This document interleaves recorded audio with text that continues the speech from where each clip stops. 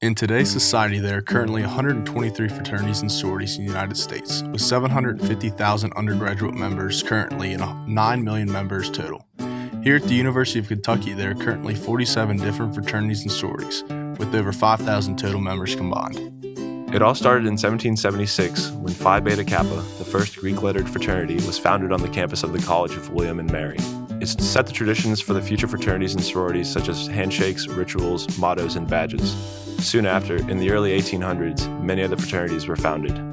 In 1851, the first Greek sorority, Alpha Delta Pi, was founded at Wesleyan Female College. These secret organizations all began to give students an opportunity to have discussions and debates that the schools and faculty members did not think were appropriate. On top of this, it became a way for students to build connections, make lifelong friends, and give back to the community. Greek life continued to grow throughout the 1800s into the early 1900s until it almost came crashing down during the World Wars. All college-age men were off at war, meaning the organizations could not support as many chapters as there were before. However, once the young men who had served in World War II came back to school, they brought their disciplinary actions from the military into the Greek organizations, which brought about the unfortunate traditions of hazing. This morning, questions are swirling around a New York City college fraternity after a hazing ritual allegedly led to the death of a young pledge. Members of a University of Oklahoma fraternity chapter spewing a racist chant referencing lynching. Studies have shown that fraternity members are 3 times more likely than any other male to commit rape. And that's put fraternities and sororities and their alcohol-fueled house parties in the spotlight.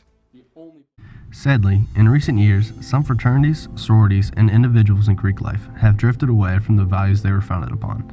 As these video clips just showed, national media has had a very one-sided, negative opinion. The broad audiences of these media outlets have spread negative opinions throughout the country. This is giving a bad reputation to chapters on UK's campus and campuses throughout the country. Granted, there are some fraternities and sororities that act in manners that we don't agree with. And these that we don't agree with have given the whole Greek system a bad reputation.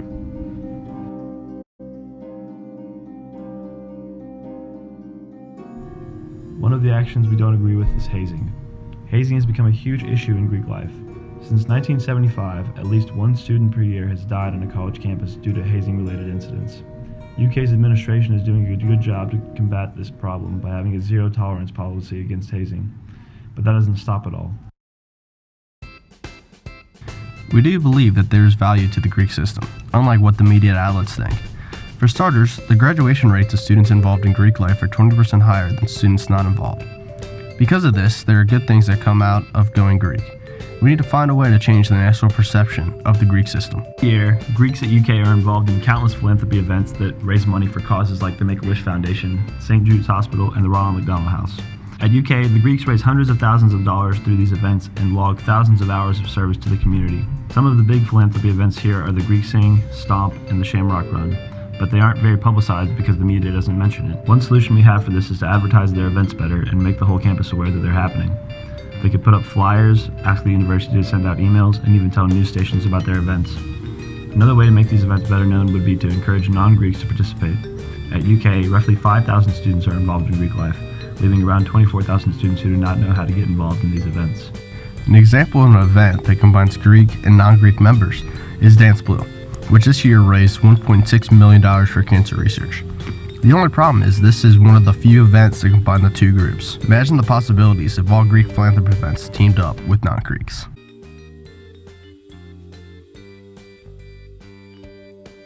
Benefited you.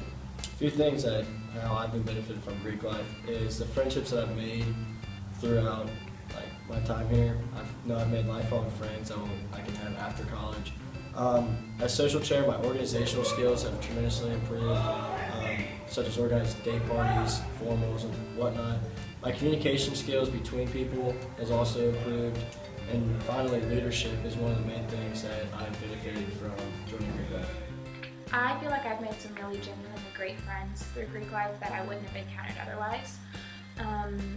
And from all you hang out during social events, we spend a lot of time together to competing in intramural sports, to living together in the sorority house. You can't help but become close. They're a group of people that I feel will have my back even after I graduate. I would definitely have to say philanthropy events because it raises money and awareness by bringing a large group of people together. They're usually fun and competitive, and they make students really excited about them.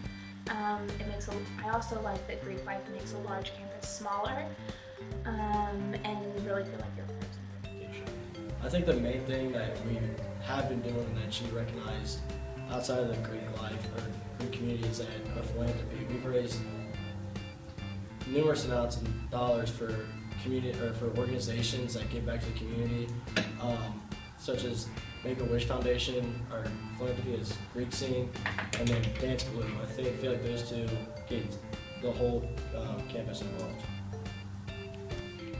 Another solution is to do away with hazing at every fraternity and sorority. Hazing only brings about problems that affect the way that chapters are looked upon by the media.